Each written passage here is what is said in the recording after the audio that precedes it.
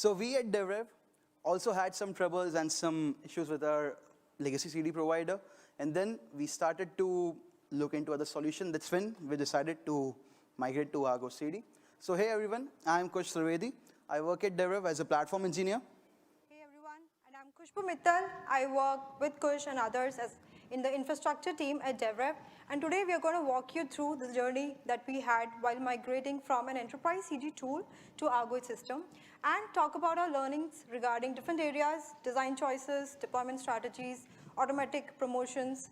And to just let you know, this talk is not going to be around any documentation walkthrough.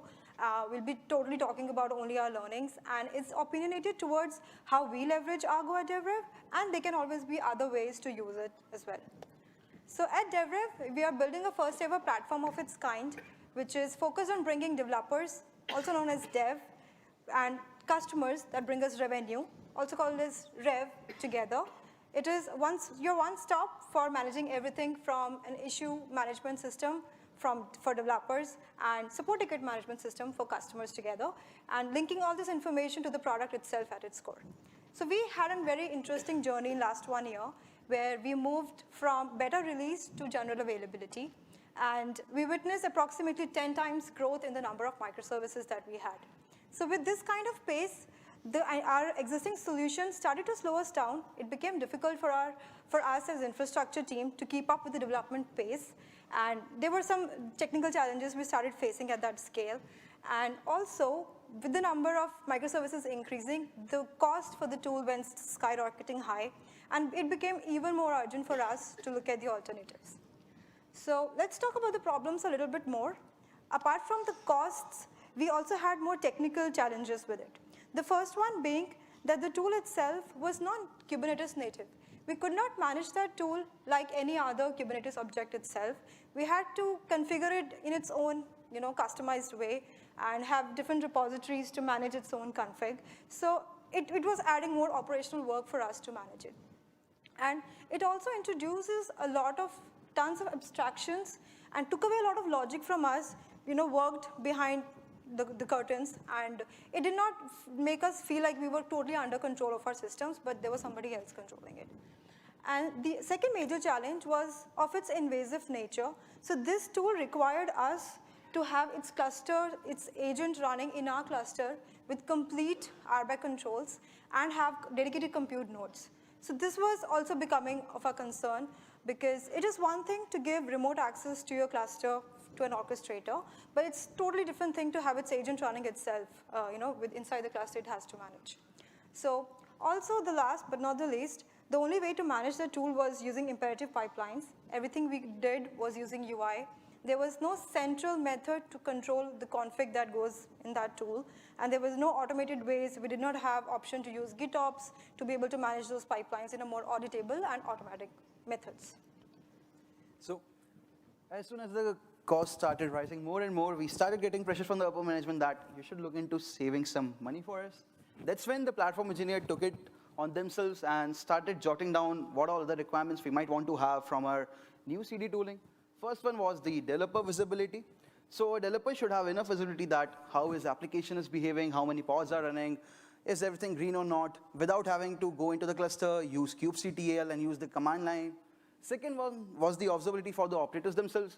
How many applications are getting deployed daily? How many failures are there? Which is the outlier service? Which service is causing frequent downtime? And third one was self-healing. So if anyone actually went into our cluster and deleted some manifest manually, the tool should be capable to actually compare it with the desired state and bring back the things automatically. This is also similar to drift detection. If there is any drift in the actual config applied in the cluster and what we wanted the desired state to be, it should be capable to sync it itself. And apart from that, few of the other requirements were edge deployment techniques like rollouts, like canary deployments and blue-green rollouts. Next one was it should be Kubernetes native. We should be able to manage the tool via a set of Kubernetes YAML itself without going into other YAM of configuring it. And at the last, it should be non-invasive. We didn't want to provision another XL or 2XL nodes just for an agent to run in a cluster. So after doing a brief analysis of all the available CD tools and other ecosystem tools we had in the market, we reached into the conclusion that Argo Ecosystem is the one which fixes the most. It had ArgoCD, which is the declarative GitOps continuous orchestrator, It had Argo events, which is an event-driven workflow for Kubernetes, which can actually listen to various event sources and trigger Argo workflows or other Lambdas and other things. And then we had Argo workflows. So Argo workflows is open source container native workflow engine, which can orchestrate multiple Kubernetes jobs at scale. And at the last, but we had Argo rollouts, which gave us the capability to use edge deployment techniques like canary, blue-green. So let's look at what design choices we had to make while we were adopting specifically ArgoCD. So the very first choice we had to make was choosing between imperative and declarative methods of deploying. So most of the CD tools out there, they do offer declarative pipelines, but those pipelines are mostly focused on how the deployment should happen, and there is not so much about what is it that we want to be deployed. With Argo Ecosystem, however, it offers you Argo CLI if one chooses to go through the imperative method. So you can use Argo CLI to define the sequence of your deployments and write your own custom scripts, build your wrappers around it, and have your own customized deployment pipelines. However, Argo also offers truly declarative methods to manage your deployments. So with Argo, you can just define your end result that you need in terms of Kubernetes manifests, and Argo takes care of deploying it for you. And you do not have to really focus so much on how it happens, but it makes sure that what is the end result is always maintained. So this is that deployment configuration that Argo uses as reference to detect any drifts, like Kush said, and if it has to act upon it for self-healing, prune bad resources, or if somebody had interacted with the cluster manually and spun up some resources or changed anything, it reverts all of that back. So all of the talk going forward will be in the context of declarative pipelines, because declarative method of deploying things, because that is what we at DevRev chose to adapt. The next design choice was around multi-tenancy. How do we serve different development teams using the same ArgoCD without giving too much access here and there and not having to add operational overhead for us to maintain Argo itself? So Argo offers a concept called apps of apps, where you can have a dedicated Argo app which consists of rest of your Argo applications which manage your microservices. You can also choose it to do this per team basis. You can have one root application per team, and that would consist of the applications belonging to that team itself. Along with apps of apps, it also has an application set functionality. So with application sets, it gives you a number of generators that you can use and create a template for deploying one microservice to different environments. So as a result of those generators, you will have your end applications. So for example, here in this snippet that you see here, it's using 3 different generators: merge, list, and git. And at the end of this, while this will be rendered, we will have 2 different applications manifest for dev as well as prod. And it is going to take care of all the configuration that it needs to know about these target cluster from the YAML that's specified there. So, and all this is done with a single set of YAML. So if tomorrow I have to add more environments to it, QA, staging, pre-prod, I just need to add a few more elements there, update the config file, and we're good to go. The third thing on this was, how do we control access to this Argo system for different dev teams?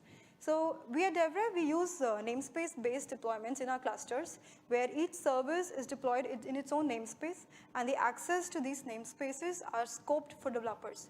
And so with Argo, you can just plug in that kind of system and use the same roles to manage access on Argo as well.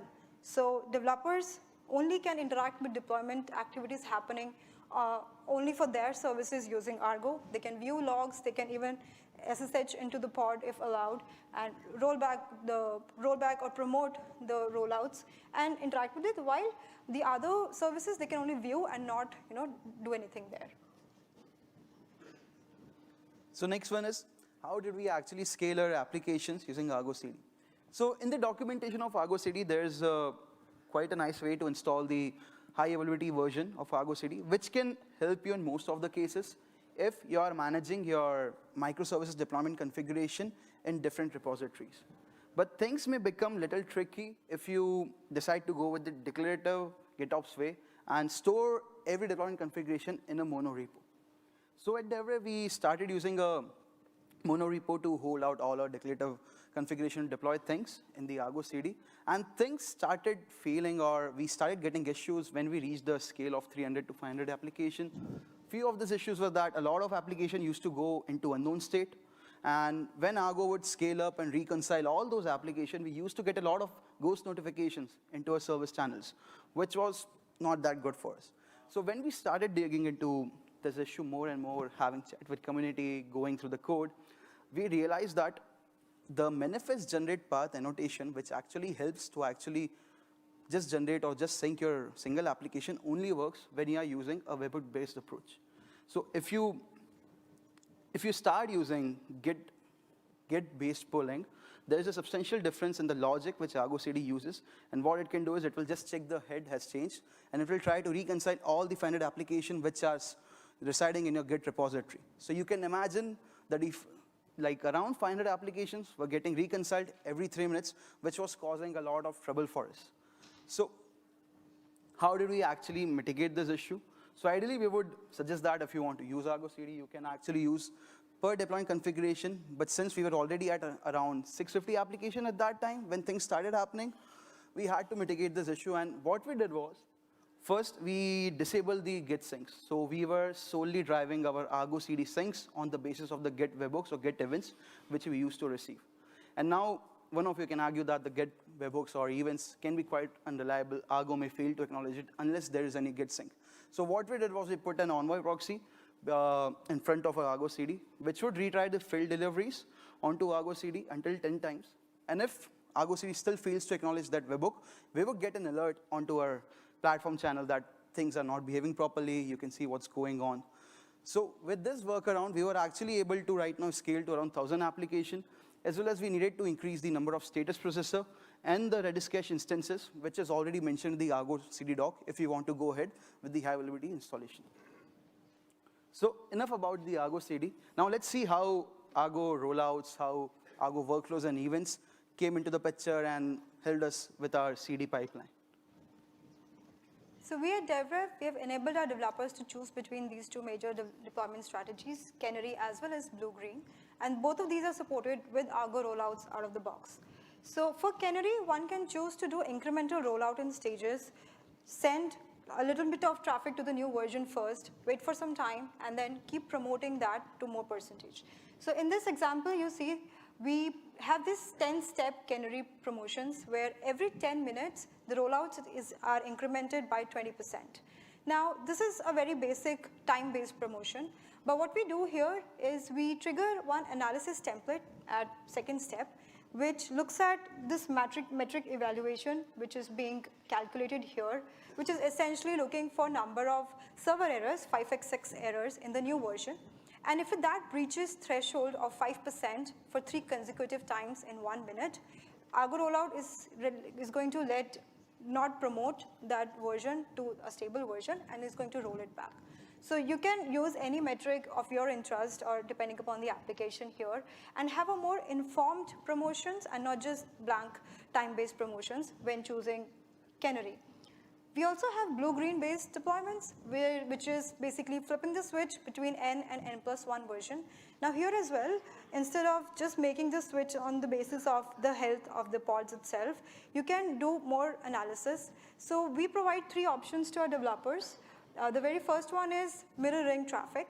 So with mirroring, what Argo rollout does is that it mirrors all the traffic received by your existing version to your new version without letting clients know. And now that kind of traffic generates all the metrics that you need to analyze if your new version looks healthy or not. And then Argo rollout helps you analyze those metrics, and depending upon the error rate, you choose to mark it stable and promote, or you roll back. The other method that we have available is smoke testing. So developers can choose to write their own smoke test and trigger those after the new version is available. And it can be like in the form of a job.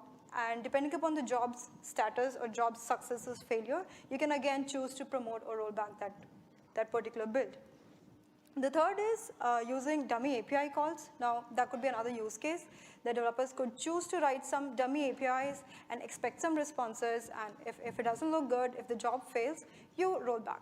So this And the blue-green kind of deployment is mostly preferred for applications which are directly end-user facing, because you do not want inconsistent behavior in terms of what different users see at the same time.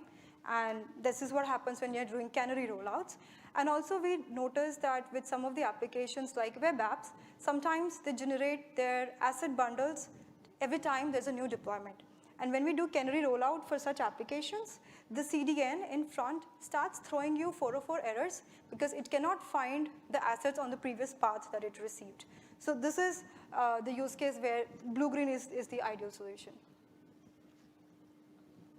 So that was about how do you make sure that a build is healthy in one environment itself. Now let's assume that the rollouts were healthy, the new build was marked healthy, was promoted 100%. Now how do you promote it to the next higher environment? How do you take it from dev to staging or QA, and then finally to production? So we at DevRev use combination of another Argo ecosystem available offerings called Argo Workflow, which is an engine to orchestrate parallel operations in Kubernetes, and Argo Events, which is another event-based engine which can inform you about anything happening in your clusters and you can act upon it. So what we do is that once your dev goes healthy, now that triggers, using Argo notifications, it triggers a webhook to Argo Events and inform about this activity, passes it the information regarding which application, what build version, when was it promoted, and Argo Event then further triggers an Argo Workflow. Now that Argo Workflow is written by us, which basically updates the next version, the next available environment, which will be QA after dev.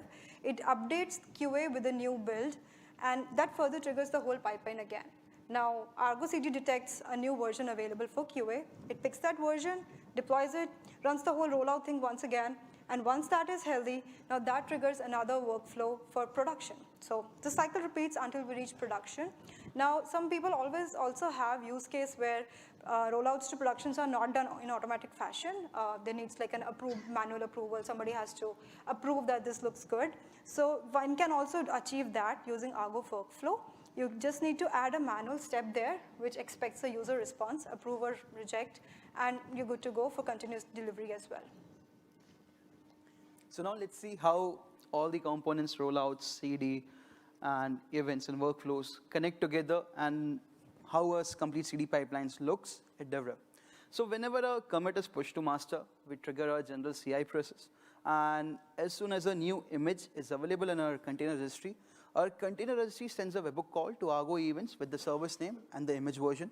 From that, Argo events trigger an Argo workflow, which picks up the service name and the service version and updates the manifest for that specific service, which starts the deployment into a staging environment. As soon as ArgoCD detects that there is a change, our controller triggers up, and at every step of rollout, we have an analysis template running, which makes sure that the error threshold doesn't exceed at any stage more than 5%. If it happens, we roll back the application, we mark it as degraded, we send a notification to the service team, and they look into it. But if the application is successful and it survives through all the stages of the rollout or all the stages of the analysis template, we mark the deployment as successful, and as soon as it's done, we send a notification to developers team on the Slack. And from the Argo notification itself, we trigger a webhook call back to Argo events that now this application has been promoted. You need to trigger the dev to QA workflow. As soon as Argo events receive that webhook, it triggers a workflow, which further promotes that application to the production. And once that reaches, or once the manifest is updated for production, same pipeline is triggered, rollout controller comes in, canary kicks in, there is error threshold evaluation, and then there are the same notifications and alerting rules. So now let's see how actually operators can have observability around how the system or how the microservices are behaving. So it is important for operators to have visibility around how many services are getting deployed daily, how many services are getting failed daily. Is there an outlier service or is there an outlier service team which is frequently deploying failed commits, which of the services getting mostly rollback, or if there is any service team which needs to look at the test coverage. So what we have done is we have an in-cluster Prometheus, which actually scrapes the matrix from ArgoCD as well as the Argo rollouts, which then sends those matrix to our global Prometheus, from which we have a Grafana dashboard visualizing that how many daily deploys are happening, how many failures in a day and week you have. And on the basis of that, we have written alert manager or Prometheus alert rules, that if a service, say, has more than X number of failures in Y number of days, trigger a notification, send to the service team that your application has this many failures. You might need to look at how you are deploying things, your testing coverage, your CI pipeline, or you should introduce more tests. So this actually helps operators and service team both to have peaceful sleep because they'll know how much things are failing without driving or without going blind in any of the case. So that was it, folks. Any questions? Yep.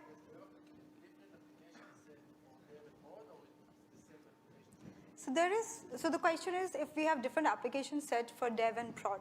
So the application set is just one, and because it's a template, you can use this as a template and it will automatically generate 2 different applications for dev and prod.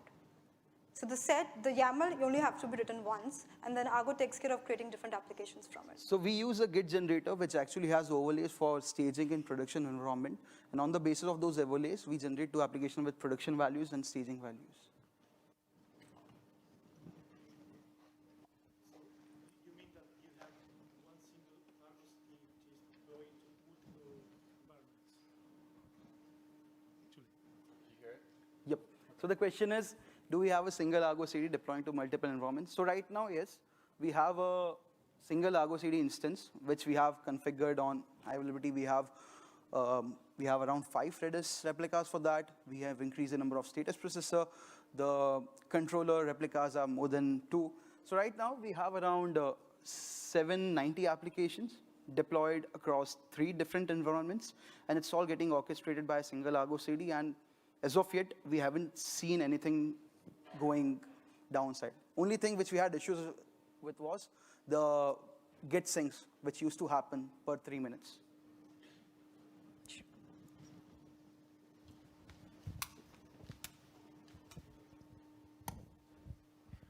Yep. Sorry, you mentioned you have a master branch, right? Is it the only branch you have when you lodge PRs against it, and you use ArgoCD to promote to different environments, or how does it work? So right, generally we promote everything from the main, but we also have a generalized cherry pick pipeline. So if there is any hotfix or is there any urgent change which needs to go, so we have a dedicated cherry pick pipeline which listens from some specific prefix branches. And from there we can generate or promote things. Isn't it easier just to have a separate branch per environment, like let's say develop, staging, and master? So we basically have to follow daily deploys. So how our complete setup is done is that if an application has enough testing, once a commit lands into master, within 3 hours, that commit goes into prod via automated testing. And if at any stage, E2E test, integration test, anything fails, we just send a notification back to the developer team. And then they can fix it, and again, that follows the complete daily deploy pipeline, and it can land into prod without any manual intervention as of now. All right, thank you.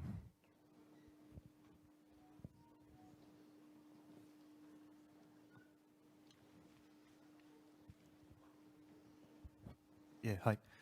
With traffic mirroring, how do you handle database writes, stuff like that, or event-based applications? So over there, so we use STO to do the traffic mirroring, and we have we have a certain guideline of a test suite that you can only have read calls and the get calls to make sure. Because if you would have the write calls, then it can actually result in discrepancies among the database. At least for prod, we have this, but in dev, they can actually follow anything because they are actually using themselves.